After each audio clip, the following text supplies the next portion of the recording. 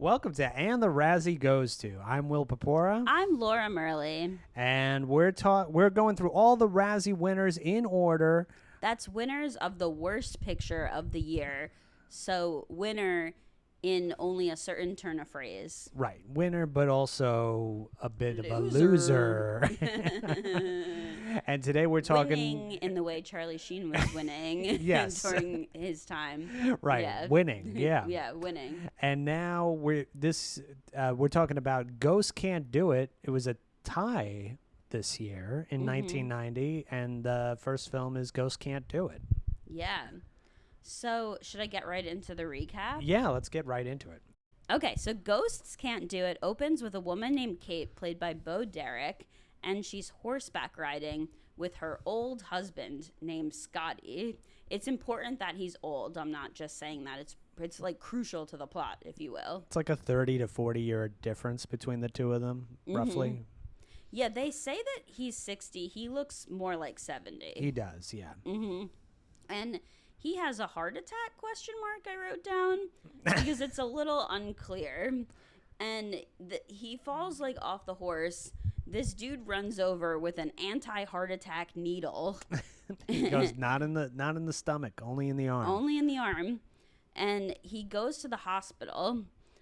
Afterwards, his friend Frank, for some reason they don't tell him the prognosis in the hospital. They don't tell his wife to tell him. They just tell his friend Frank, who tells him in his palatial cabin that him and his hot young wife live in for some reason.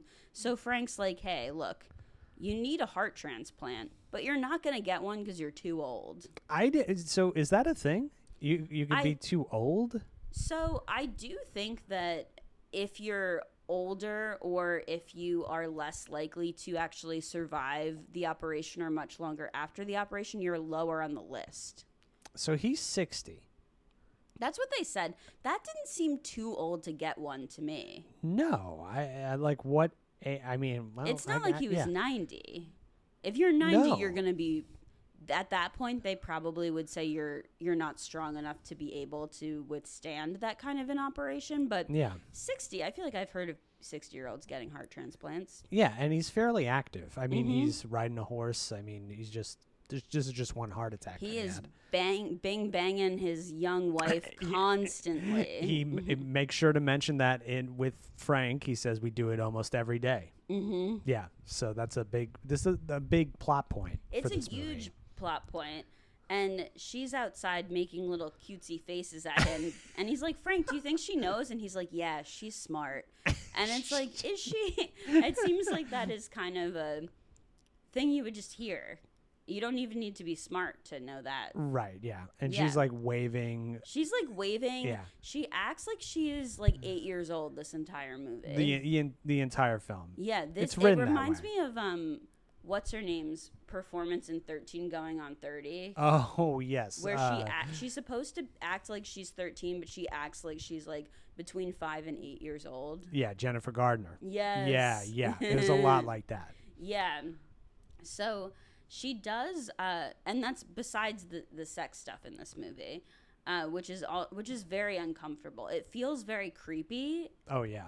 So she like skips over to him and jumps on his lap, and he grabs her head, but again, not in a hot way, in a truly creepy old man way. Scary.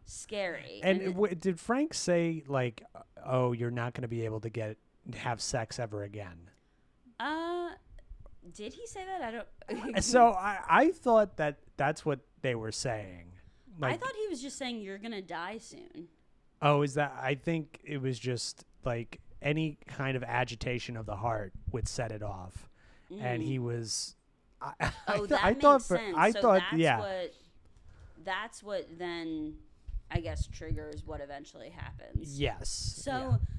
This is one of those movies, Ghosts Don't Do It, that you go in knowing that her husband's going to become a ghost, and the whole thing is, oh, they can't do it anymore. Right. But it takes forever for this guy to become a ghost. I know, yeah. And it's when we get up to the ghost thing, Oh boy, it is one of the worst ghost representations I've ever Yes, seen me too. in anything. But yeah, he finds out he can't have sex with his Okay, so wife I think anymore. that's why. Yeah. So then we see him. He goes and he does a creative writing project, and he's just getting really frustrated because he's like, oh damn it, I never learned how to write good. And then he shoots himself.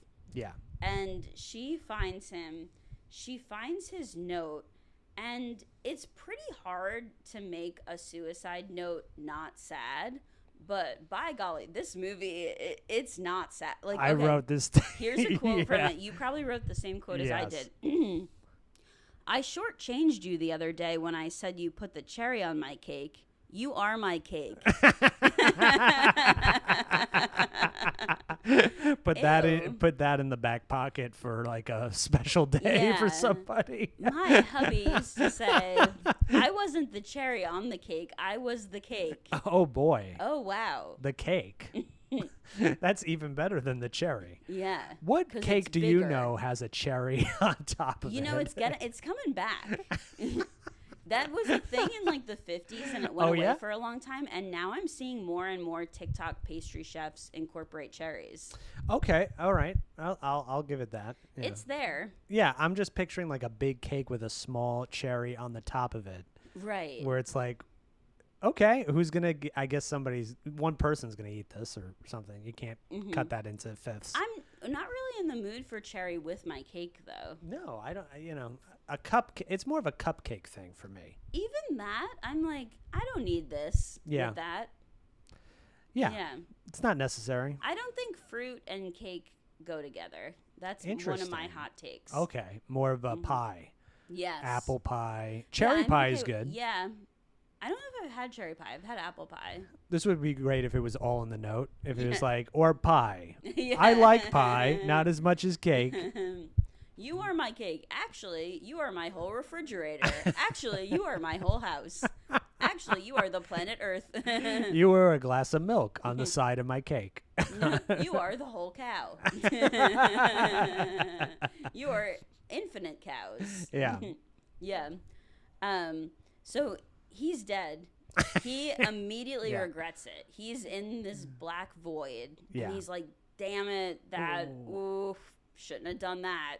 And he gets visited by a guardian angel. This is one of the most worthless characters. Yes. She came up and I was like, okay, she's going to help us understand the rules of this universe and what this means. She does not at all. Nope. And then she has this one scene and then she disappears until the very end of the movie. She's gone, and then she comes back. I'm like, oh, this again, and there's no payoff. Yeah, and then also the whole crux of the movie is supposed to be that like their love is so hot and so passionate that he'll like bend the laws of nature and reality to like get back to doing her. And what happens immediately after he dies is this hot angel comes out and he's like, "Oh, you're pretty," and he like just momentarily forgets Yes. that he's supposed to be sad about being away from his wife. Yes. And she's just like, yeah, you weren't supposed to kill yourself. Oh yeah, and- I didn't like this. They were like God doesn't help. I don't know. It was very mean to people who have unalived themselves. Yes. It doesn't have. I don't. There's a lot of movies that do this, but I don't like when people just like carelessly add suicide into the plot when it's just to move the story forward. It also felt like they did so little character development in the scenes with him before this that I don't know why they didn't just make him have a heart attack and die in that first scene. I was like, I thought for sure it was heading in that direction. Like he's going to go, oh, I'm going to risk it for sex. And then he dies during sex. Yeah. And And they they got to finish it because they're edging. But it doesn't make sense for his character. Like, wouldn't he at least try and see, like, if his heart can take it before he makes something, a decision like that? Yeah, and also if he was that bad, you would think the doctors would be like, you got to stay in the hospital. You're terminal. Yeah, this script doesn't really understand health issues. No. There's also a part where there she addresses him while he's driving a car, and she goes, "Let's go for a walk," and he goes, "I can't go for a walk." And I'm like, "You can't go for a walk? Is that what they told you? That you can't go for a walk?" That confused me too, because it's also like, yeah, I think you can usually still go for a walk. Of at course. least. People in the hospital get up and walk with their IVs, unless you're like, you know, he didn't seem like he was on the level of bedridden. No. And even if he was, then he shouldn't be driving a car. Exactly. How'd you walk over to the car and get in? Yeah. Yeah, the whole thing like didn't really make a lot of sense. Yeah. And then I felt like him having the heart to heart with Frank as opposed to his wife also just like took away any sort of like emotional weight from that. Mm-hmm. Where it was just like, okay. And yeah, but I guess that, you know, they needed him to go for the plot to move forward. Yeah. So he did. And apparently he can just show up to her whenever he wants and talk to her, which he does 24/7. But no one else can hear him, only her. And it's never explained why. Yeah, and this like when they show him in the afterlife, quote unquote, it looks like where you go with your parents to take a bad Macy's photo. Yes. And it's like they rented this studio for one day of shooting to shoot all these scenes where he's like looking down and yelling like, "No, no." And yeah, there's this weird effect over him that's like doesn't really look like anything. It looks terrible, and it looks like he's not really reacting to anything and usually with movies like this, if they have a ghost reappear, they will add the actor into the film. And it's just so nobody they're could see him. walking around and no one can see them. Yeah, but he's just in the void watching Yes. over her. But the thing is, so no one can hear but her what he's saying, but for some reason she can't communicate to him by just thinking. She has to talk out loud. Yes. So she spends this whole movie yelling to him, and she can't even whisper. She has to like yell to the heavens. Mm-hmm. And she's constantly around people, but she's so hot that no one cares that she's doing that. When she's at the funeral, she's next to somebody and she's yelling into the sky, and the person next to her goes, "Are you okay?" And she goes, "Yeah, I'm fine." Then she continues yelling, and the person doesn't say anything. They just stand there. Yeah. My favorite line in that sequence is he goes, "Wow, thanks for putting together this funeral for me." And then they cut to a wide shot and it's like 10 people. Yeah, this guy didn't have a lot of friends. Despite that he's a multi-billionaire. Yes. Nobody showed up to his service. Yeah, well, I mean, we find out later that all of his business associates hate him. Did we find out what he does? Like, what his business kind of, is? Sort of, not really. Like, it's extremely vague through 99% of the movie, and then towards the very end, there's 2 lines about how he has the biggest black pearl. Oh, And yeah. And it's like, so is he a jeweler? Is he Maybe, yeah. a precious pearl trader? He's a pearler. He's a pearler. But you don't get. I feel like you don't get $2 billion from pearls, do you? $2 billion is nuts. Yeah. It's like, what was he doing? Especially Yeah. in that. This is what, 1990. Yes. Yeah. Yeah, $2 billion in 1990 is. Oh my God. I don't even know. And he was just living life in a log cabin. Yeah, it was Writing. a nice log cabin. Oh, it was very nice. Yeah, I would love Yeah. that. Yeah.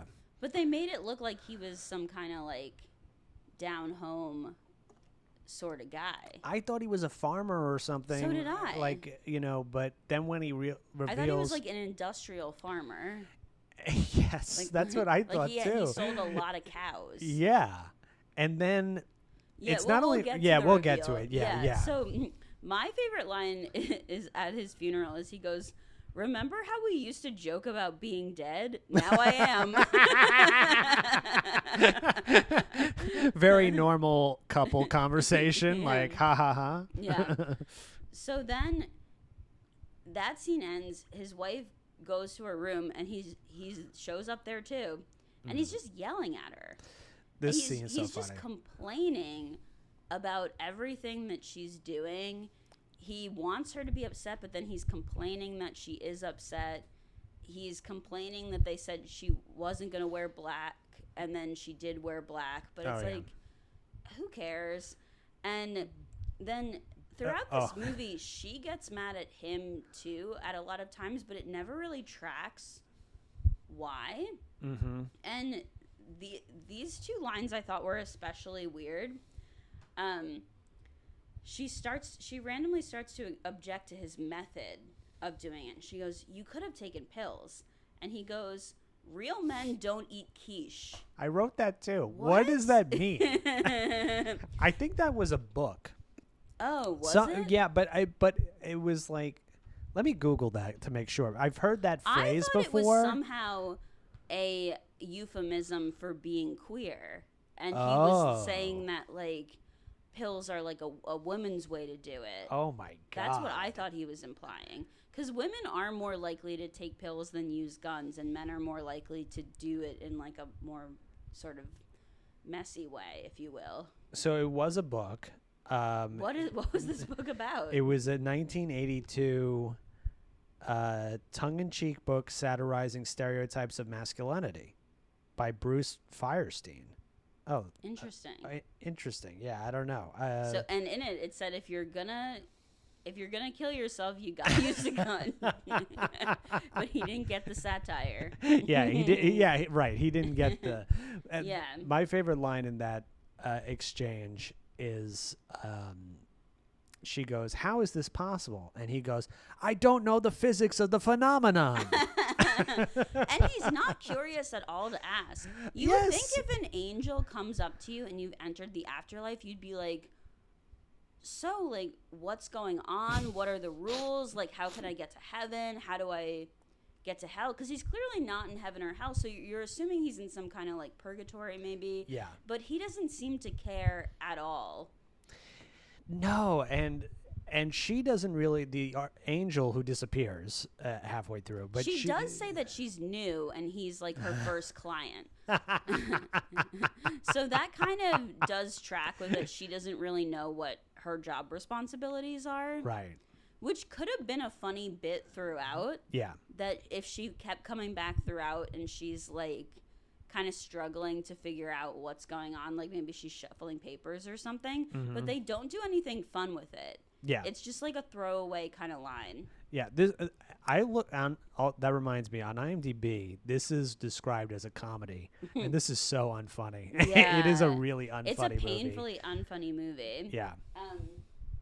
So after he's done yelling at Kate, he's like, "You gotta still go on the vacation we had planned." Yeah. And she's like, "I guess." So it cuts to her scuba diving. Yeah. And a group of guys, young guys, probably like 20s, 30s, are watching her from afar on a boat. Yeah. And she gets to the top of the water, pulls off her snorkel, and she's just chatting with her dead husband in the sky, very loudly. She's screaming. And they're like, "What's that hot lady doing? Is she crazy?" And they're like, "I don't know, but she is really hot, so I don't care." And so she starts yelling.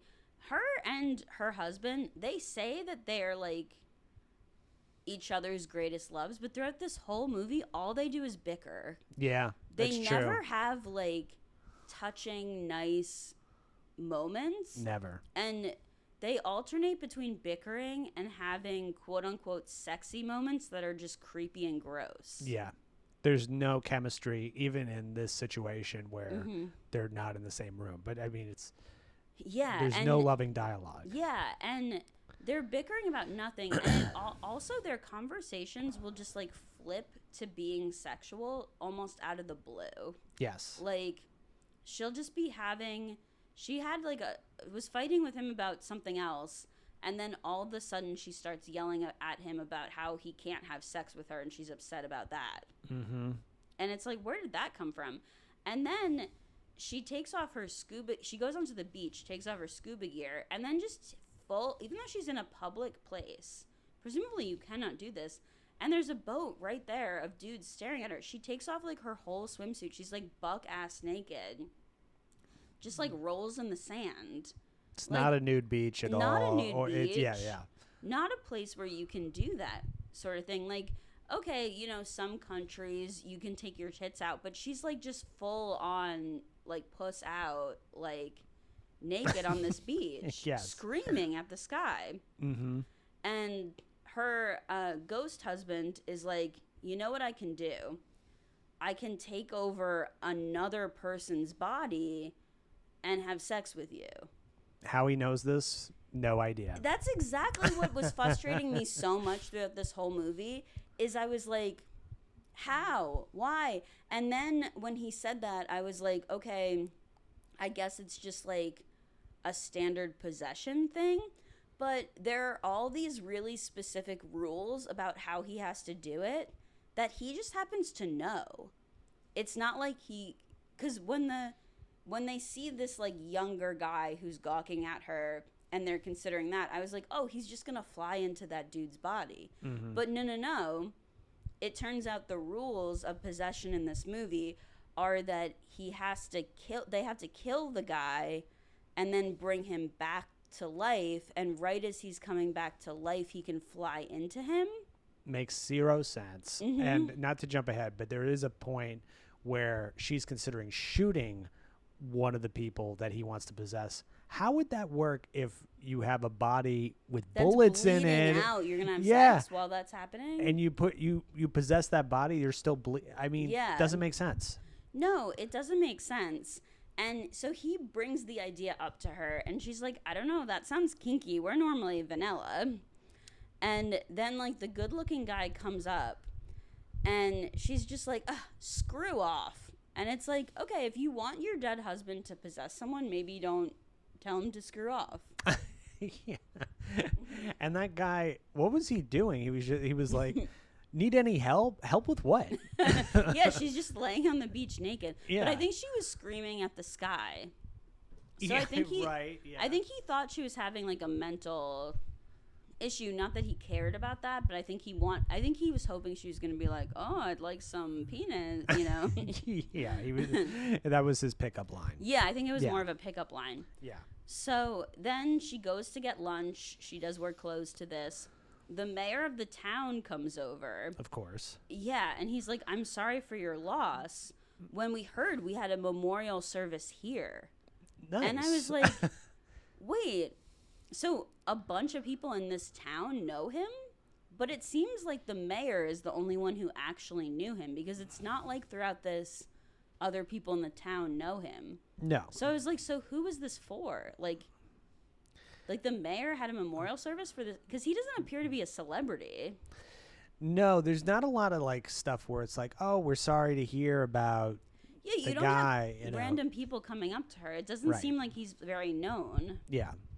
So then the young guy from earlier, approaches her and flirts. She shuts him down again. He decides to stalk her, so he follows her back to her hotel room and watches as she takes off all her clothes again and goes skinny dipping. And the dead husband ghost, while she's like naked and like playing in the water, is like, do you know how much money I'm worth, honey? Oh, Which it seems like she would know this. How would she not know? She's his husband. I mean, yeah. She's his wife.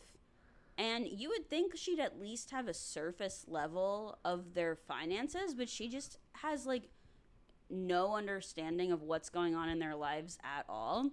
And she goes, probably a lot, because people are always kissing your ass. Probably a lot. You don't know, like, what your bills are in general. How have they not had this discussion before? Yeah, and then also when someone dies, you would think that his lawyers would have her designated as like the head of the estate. Oh, yeah. Or something, and would be talking to her, but that never happens. There's no children in this movie, so everything would go to her. Yeah. So she must know. Yeah, and then the ghost husband goes, $2 billion. And she goes, ooh, find me a body and ravish me. 2 billion. Getting a body. And this is when she's in that hot tub, right? Yeah, she's in like a weird hot tub. The young guy's like stalking her. There's a outdoor hot tub with it's raining and Yes. it's raining. It's raining. And the hot guy like comes up and she's like, you must think I'm crazy for talking to myself, but I'm actually talking to my dead husband. And he's like, okay. That's no not one crazy in this at movie all. cares. Yeah. Her husband's old friend Winston shows up. And Oh wait, there's one thing about that when she's Yeah. talking to that young guy and she goes, "I can prove it to you. You were skinny dipping the other night. I didn't watch it. My dead husband watched it. That's and he said proof." You looked good. And why was the ghost watching that guy skinny dipping? well, there's a little voiceover during that where he's like, "Ooh, maybe I could be in this body." Then it's getting like maybe he has a thing for the guy. Yeah, I think so. Yeah. Well, he alternates between being like jealous of the guy and not wanting her to be with the guy, like kind of wanting her to find another old man. Yeah. So that it feels more like, not a threat to him really. Mm-hmm. And also, but he doesn't like really want her to be with someone else, but he really does want to be in a body and do her in a body. Right. Yeah.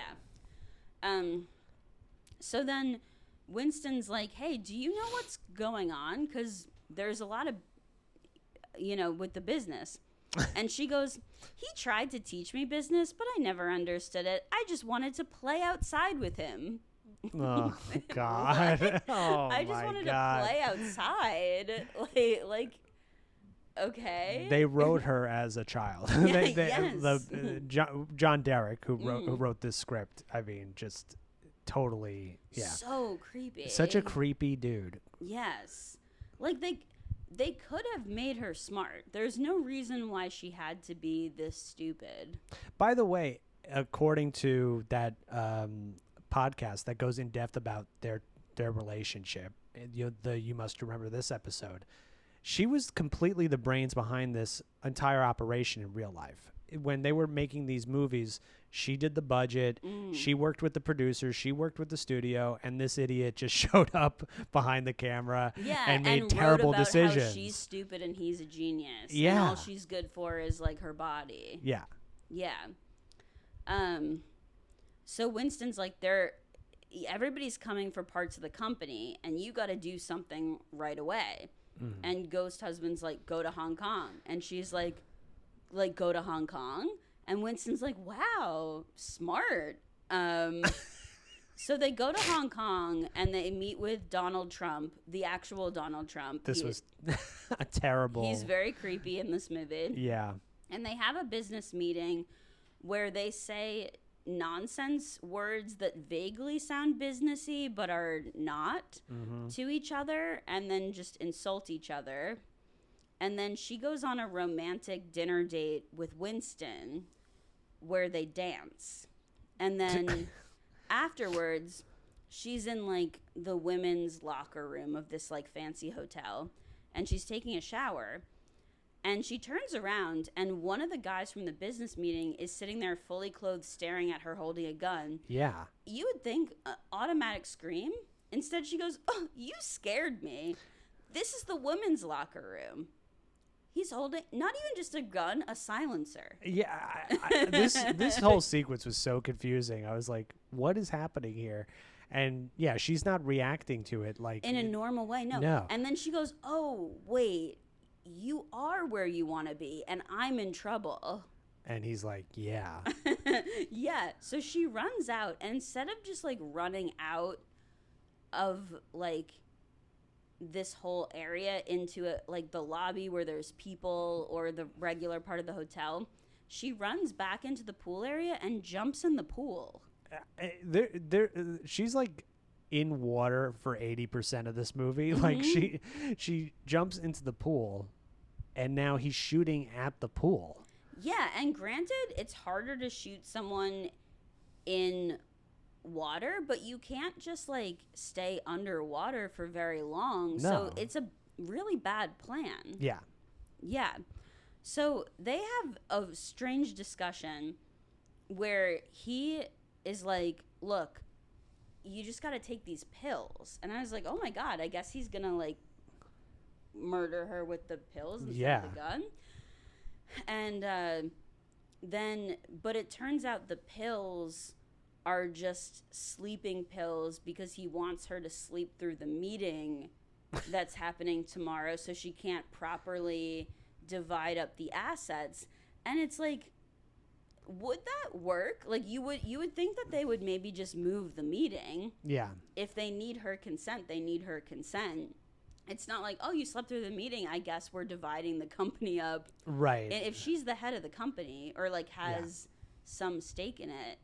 And like, also you would think there's like other if it was just a matter of her missing the meeting, there's other ways he could just have like not told her where it was, or like he could have like shown up right before she was gonna leave for the meeting with the gun and like not let her go to it. Like the idea of like you have to take 2 sleeping pills so you'll be so tired you don't go to the meeting is like, it didn't make any sense. Very strange logic. And then on top of it, the ghost shows up while she's like sleeping from the pills, and he goes, "Don't sleep, don't wake up." Why didn't this guy help before and say like someone's coming into the like the ghost doesn't help? Yeah, if you would think that he would be able to see like, oh, the crony's going into the women's locker room. Yeah, because he's definitely watching her shower.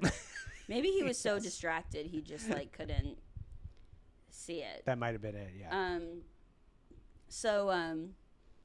So she does manage to wake up, and she does such a good job in the meeting that she gets whatever vague goal it is that she's trying to. We don't know really what is going on with this. We still don't really know what business it is. No idea. Yeah, not a clue. And Winston actually oversleeps, even though no one made him take pills. He just naturally overslept because he's an old dude. And yeah. So Winston and Katie take a plane ride. They say they love each other, and the ghost husband's like, "No, love is our thing." And then they land. She dances with Winston because ghost husband says it's okay. Winston loves to dance.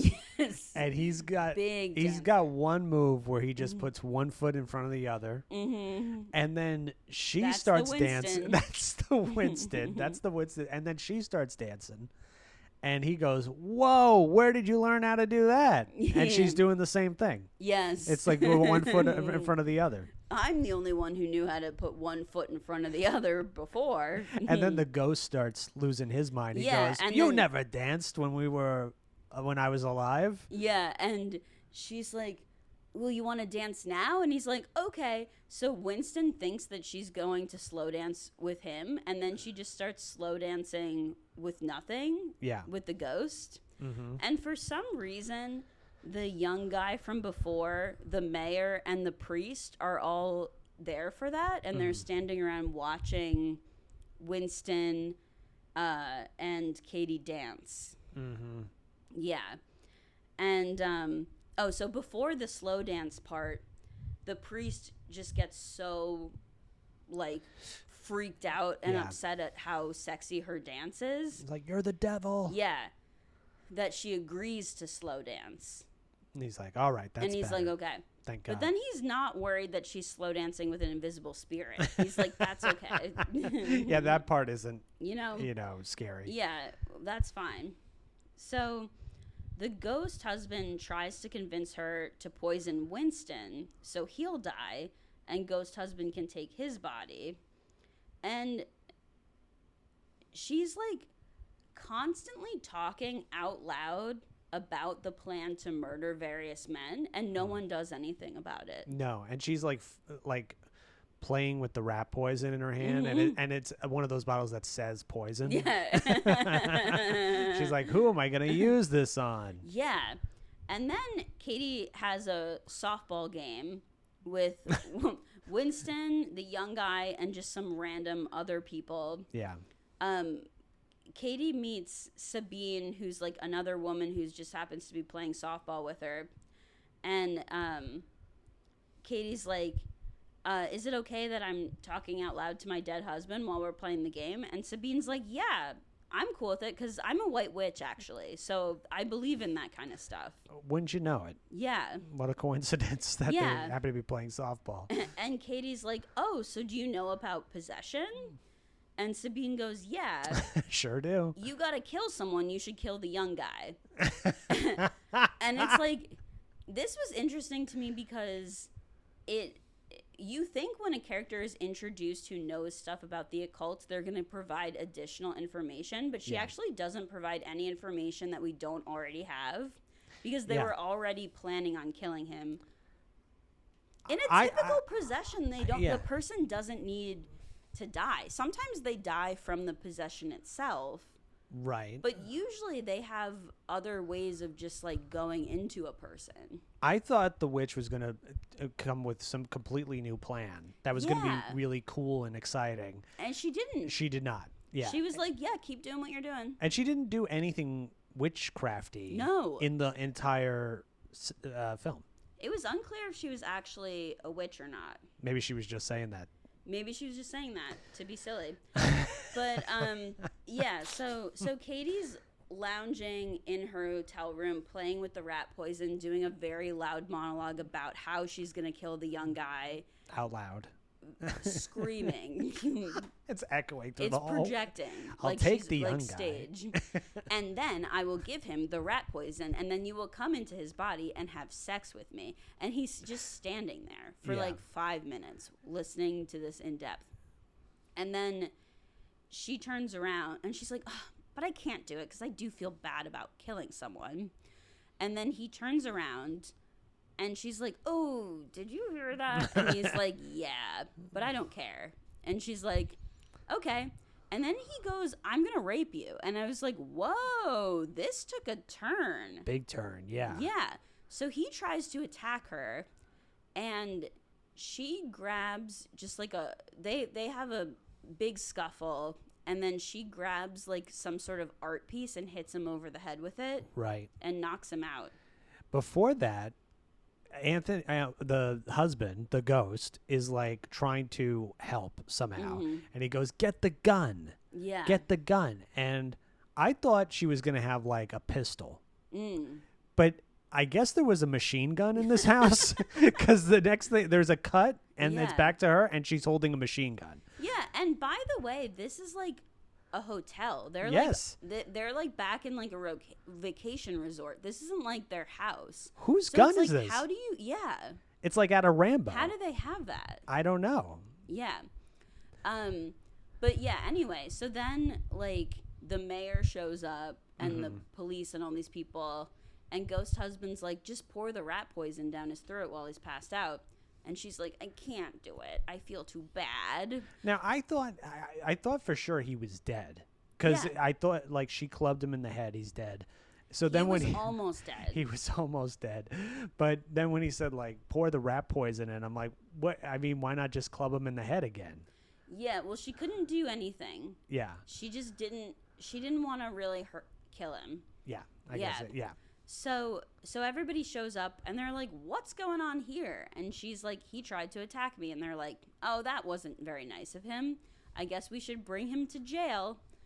And they don't even bring him to a hospital first, which is a little strange. They just cart him right to the local jail out of the shot. He's talking as he's walking out like he wouldn't be concussed or anything. Yeah, he just wakes up and seems like totally normal. Yeah.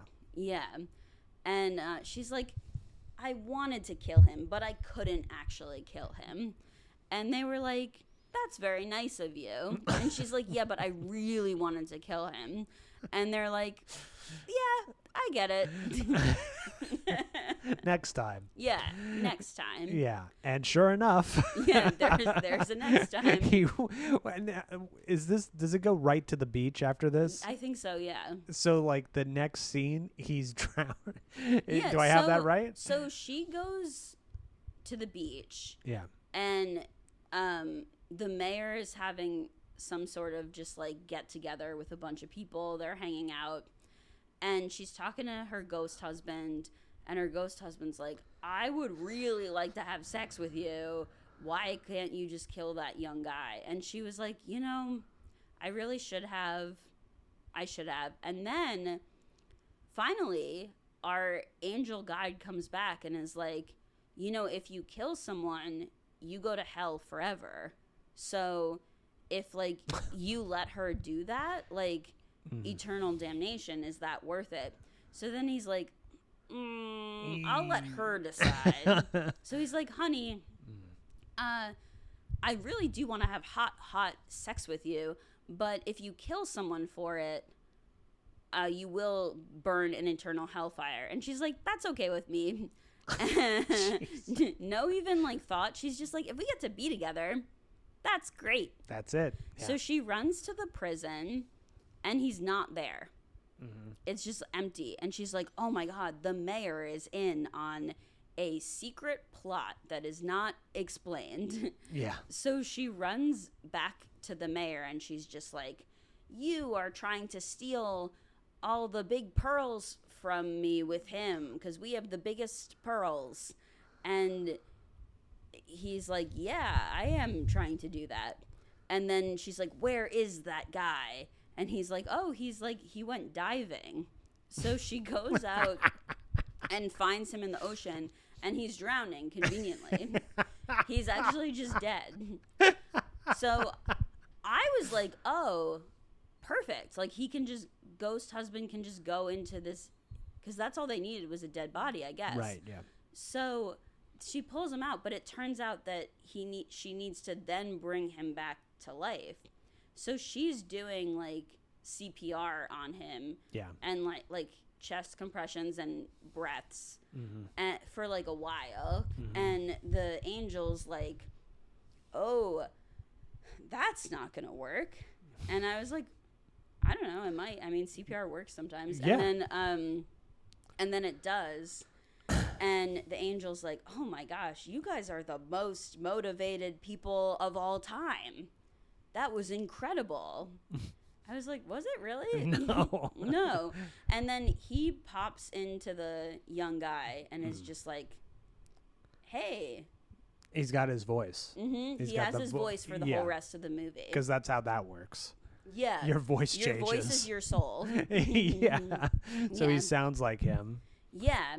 And they get married immediately. Yes. And then it cut after their marriage, which I also felt really weird about this because I was like, if someone was just trying to rape you and you had this, like, really horrible experience with them where they were, like, physically, like, assaulting you and stuff, I get that it's like his soul went out and a different soul went in, but you would still have this, like, icky feeling. You wouldn't want to, like, have sex with that person. 100%. That's what I was thinking, that why are they so devoted on making it this guy? They should have just let him die. Yeah. And I actually thought she shouldn't have the possessed husband. The other guy, if they were going to have a marriage at the end of it, the other guy was nice. Winston. And Winston was, like, kind of disappeared. But the ghost husband is a jackass. He's a total jackass. He doesn't do anything nice throughout this whole movie. No. And then he's really awful when he gets the new body. So after their wedding, it cuts to them in the barn having sex on a big pile of hay, which seems extremely uncomfortable. They don't even have, like, a blanket over it. They're just, like, ass on hay. Yeah. And they're doing it. And they stop, and she's like, okay, like, I need a break. And he's like, no. Yeah. And she's like, haha, and, like, rolls off the haystack. And then he gets this, like, crazy predator smile and is like, I said more. And she's like, no, I'll die. And then he just, like pants off, rolls down, and, like, dragging his dick across the hay, pulls it towards her to just, like, demand that they keep doing it. And he actually phrased it. He goes, prepare to die, which is one of the most disturbing things. Yeah. And then they go horseback riding, And he keeps falling off the horse in this like very strange way that doesn't seem like there's any reason. It seems like he's flinging himself off the horse. Yeah. And he's like, gosh darn it, this guy was not athletic. And it's like, that guy's body is definitely more athletic than the old body he was in previously. Yeah. But that was, he comes back to life and he just becomes a total creep again. Yes. And he's horrible. yeah. Why was this the message of the movie? We so desperate to bring this guy back to life. Yeah, he doesn't show any good qualities. No. And he doesn't even warn her that his business associates are dangerous. No. Yeah, what was he involved with when there's like secret assassins and Yeah, I was like, this has to be something illegal, but they really didn't give us any information about that. yeah. I thought for sure in a regular movie he would have just stayed dead. Mm-hmm. But in this movie, which actually also reminds me, this is 1990. This is the same year as an infinitely better movie, Ghost, which is not exactly the same premise, but similar in the sense of husband dying and he still has to come back and help with something. Yeah. Better plot and in every way. But he stays dead at the end of Ghost. And I thought that was going to be the same thing here. But when he comes back, I was like, oh my God, this is a terrible moral to the story. If there is a moral, I don't know. I think the moral is just that old dudes are so hot. Anything that they say is just like, gonna get a young girl sopping. This is like, so this is written and directed by John Derek. Mm-hmm. So much so that in the beginning, I don't think I've ever seen this. It says, Ghost Can't Do It by John Derek. And I was like, you have to be demented to put your name in the front of the movie like this and be so proud of it that it's a movie by you. Yeah. But, so if you didn't see our earlier episode on the other Bo Derek, John Derek collab, he is her old husband in real life. And he married her when she was very young, too young. Wasn't she like underage? And they started seeing each other when she was 16. Ew. And they got married as soon as she turned 18. Mm-hmm. And, this guy's a criminal. He was living, what do you call it, on the run. He was like staying away from America with her, basically kidnapped her. Mm-hmm. I mean, and didn't come back to the States until she was 18. They got married and just was so emotionally abusive and mentally abusive to her the entire marriage. And then just like using her and exploiting her in these films that he would create that are just like big metaphors for his impotency. Yes. It's like he wanted to make a movie that was like, even if I die, I want you to be so devoted to me sexually. Yes. I want you to be my sex object for eternity. Yeah. Mm-hmm. So creepy. And I don't know how he got funding. After the first movie was such a disaster, they still thought they could give him money for this. I think just because Bo Derek was still box office. Yeah, it's such a shame that she never left him and did cooler stuff. Yeah, and I think she could have done a lot cooler things if she wasn't connected with him. So, I don't know that I even need to ask this, but do you think this movie deserved the Razzie? Yeah, I do. I mean, this was just so bad on every level and creepy and sexist and not funny. Yes. So what do you think? And I do think you could have done this premise in a way that was funny and sexy, but again, there was no chemistry between them. It just seemed like a porn without the actual sex. Like yes, right. Like there wasn't any real like emotional build up to anything.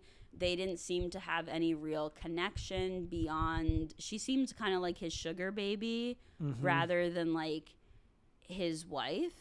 I know she technically was his wife, but it seems like that was the style of their relationship.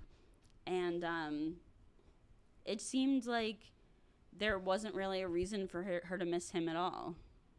Yeah, a fun movie would have been like he dies, he comes back as a ghost, and she finds she actually enjoys life a lot more, and he has to just witness it. That would be funny. Yeah. But what could also be funny is if they were genuinely very hot for each other, like a you know how the parents in the Addams Family Yes. are, Mm-hmm. and then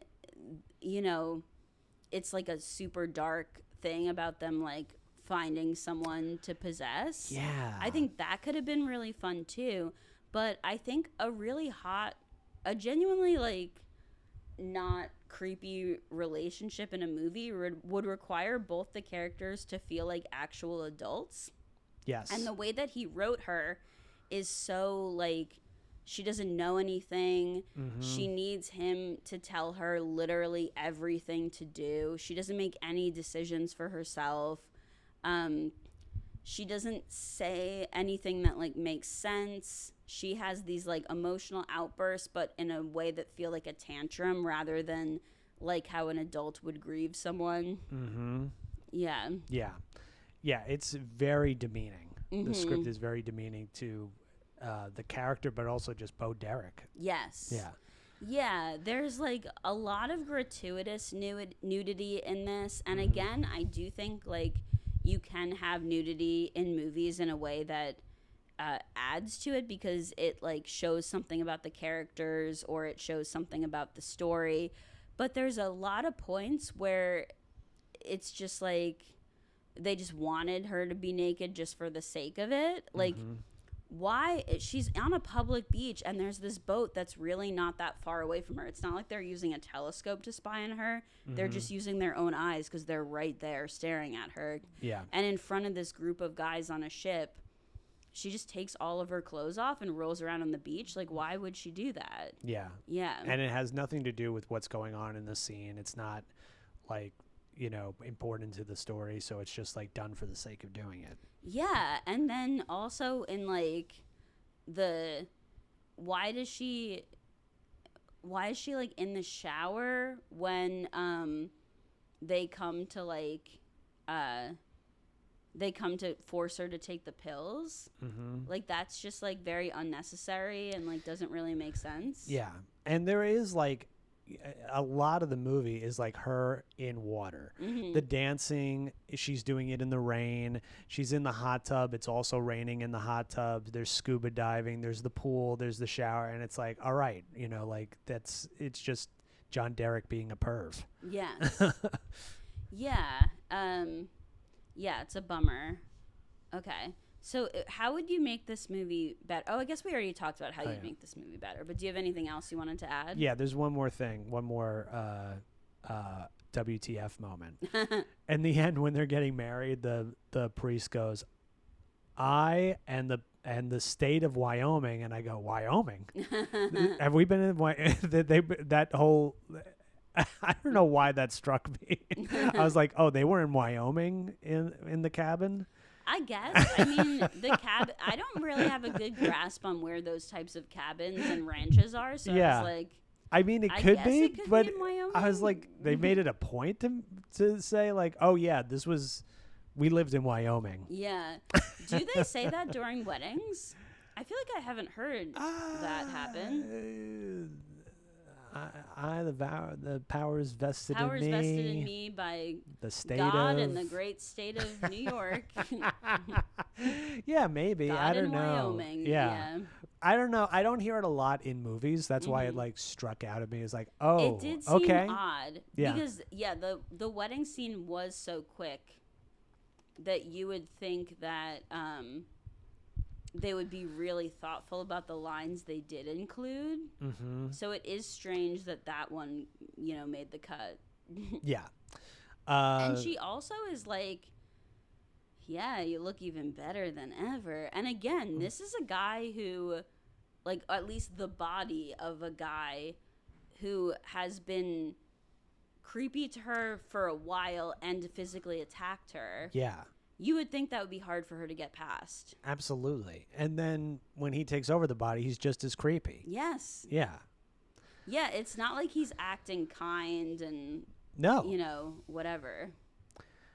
Yeah, so I say this is a big failure. Oh yeah. On every way. Big flop. Yeah. Do you have a palate cleanser for this week? Anything that you saw or I'll read? I'll just recommend Ghost. Oh yeah. I wonder what their reaction was if Ghost came out first or second, because that was such a big hit. And I wonder if they saw that and be like, oh. This. Yeah, but I haven't seen it in a while, but I found it fun when I saw it. Nice. What about you? I saw I saw this horror movie called Weapons recently that was really good. Yeah, I like that too. It's multiple POVs, but they do a really good job of adding a little bit more information with each person, but not too much that it's confusing. And you get a really good sense of the characters, and it's very like emotional, and there's a funny big thing at the end that I thought was cool. Ending's great. And yeah. I really felt justified and built up too.